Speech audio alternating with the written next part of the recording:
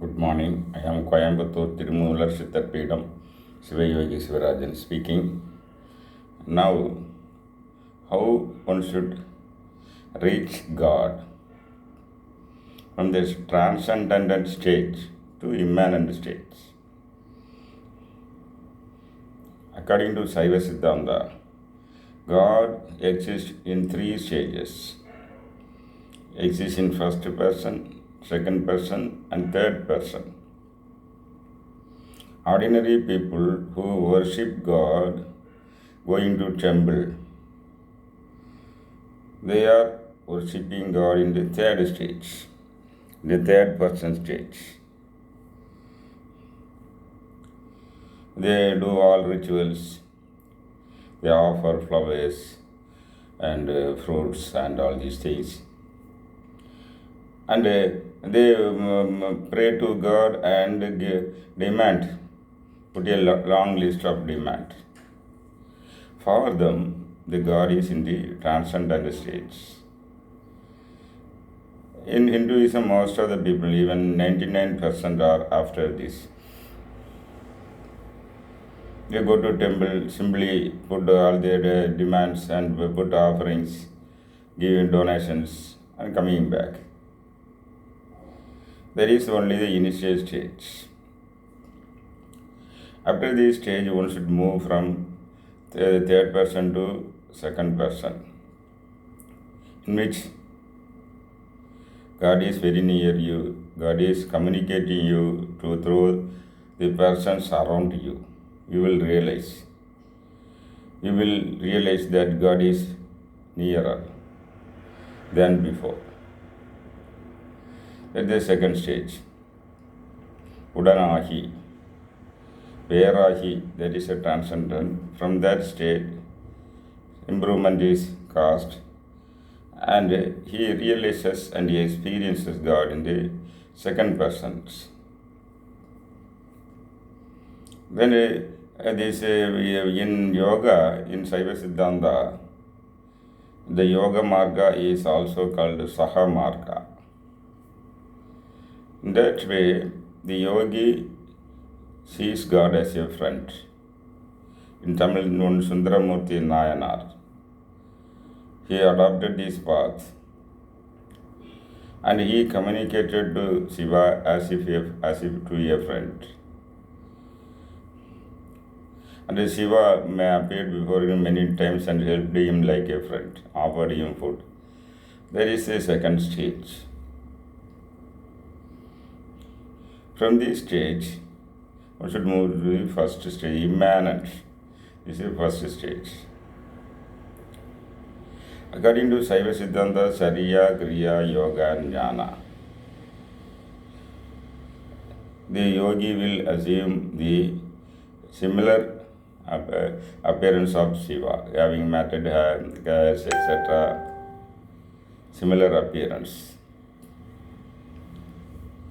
So, when he becomes a jnani, then only he will become immanent. He will realize God in himself, in his body, in his mind, in his spirit. So, the ultimate aim of yoga is lead to jnana. Many people think yoga is an exercise, just like going to gym. They go to gym first, 1 hour, and do yoga, just like a body fitness. There is asana portion is only body building and body fitness exercise. Yoga means 8 parts. It has 8 parts. The asana is only the third part. Only the third part. So people think it is just like I did yoga, just like asana only. But actually the aim of yoga is to lead to jnana. From asana, the next stage is pranayama. Pranayama will elevate you, tone up your mind, elevate you further. Actually, the mind and brain, heart, lungs, all working to the tune, rhythm of your breathing. Everybody has a pattern of breathing. This pattern of breathing is connected to the working of his brain, mind, lungs, heart, etc.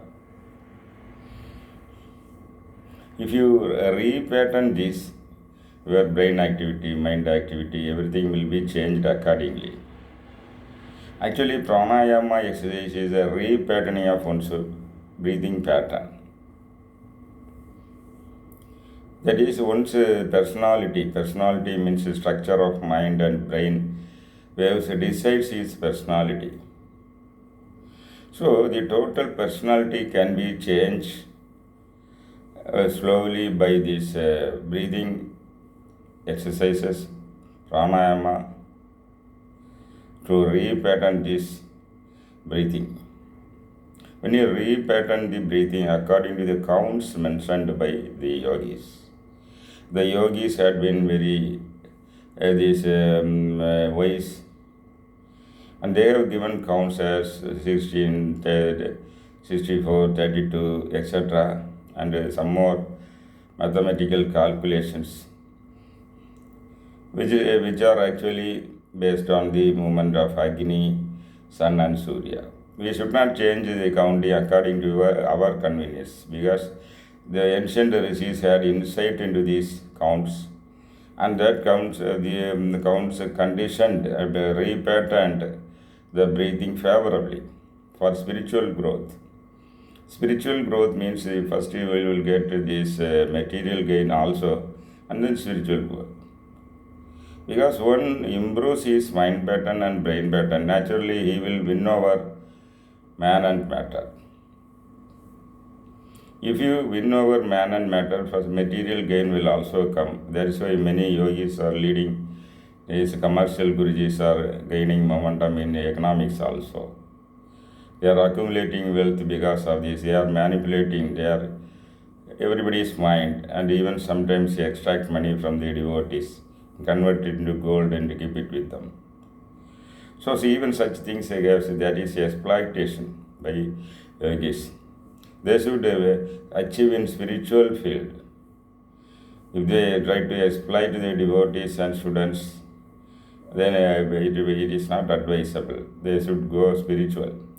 So when he moves from pranayama to pratyahara, he will start withdrawing. Withdrawing the five senses means withdrawing from the empirical world, withdrawing from the sensual pleasures, withdrawing from the worldly activities, material activities.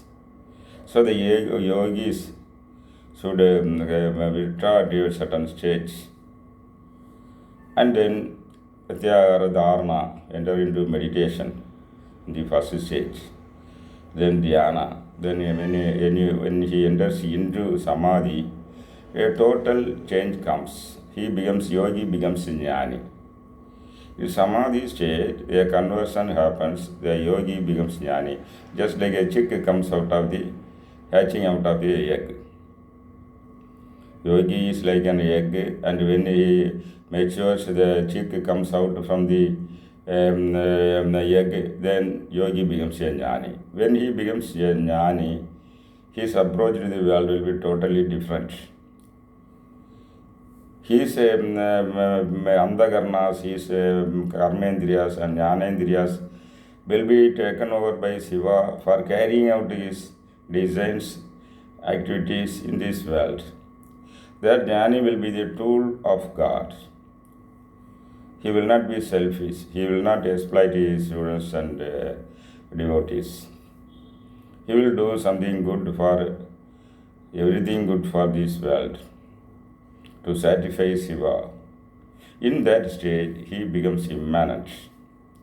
Immanent means the ever-present God, omniscient, omnipotent, enters into his blood, into his muscles, into his nervous system, into his astral body, and his biomagnetic current. Everything will be absorbed by Shiva energy, Shiva consciousness.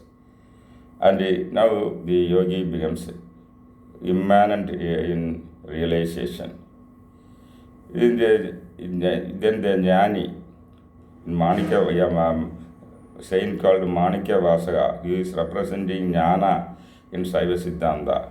He sings Vanahi, Mannahi, Valiyahi, Uliyahi, ஊனாகி உயிராகி உண்மையுமாய் இன்மையுமாய் கோனாகி யான் எனதென்றவரை கூத்தாட்டு வானாகி நின்றாயே என் சொல்லி வாழ்த்துவனே. ஊனாகி, he enters into your flesh. Uirahi, he is entering into your life force. Uir means life. He becomes your life. Uirahi, he becomes your breath. Unahi, Uirahi, Unmayma Inmai, he is all truth and everything, nothing is beyond him. The seeker finds everything in Shiva consciousness. He remains one, he is the space, he is the earth. Anahi, Manai, Baliyahi, Uriyahi, he is the air you breathe. He is the light for your eyes, not only for your eyes. He is a light behind all creations. So he is actually activating all persons. He is working in all persons, whether they knowingly or unknowingly do good or bad. He is working in the jnani in a expressed manner. But the ignorant and the bigotic people and these atheist people, he is working indirectly. He is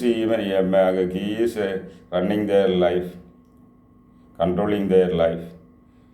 The believers believe and get benefit. The non-believers, they don't know. Even they are also controlled and administered by Shiva himself. This is the meaning of the hymn. So, slowly the yogi becomes jnani and becomes the enlightened one. So, enlightened means the final one. When he becomes enlightened, he becomes jnani, he becomes one with God, that is immanent. From transcendent, he travels to immanent, and this is the perfection. This is the way of Shiva Yoga. Shiva Yoga is mainly concentrating to take one person from transcendent worship to immanent realization. Thank you.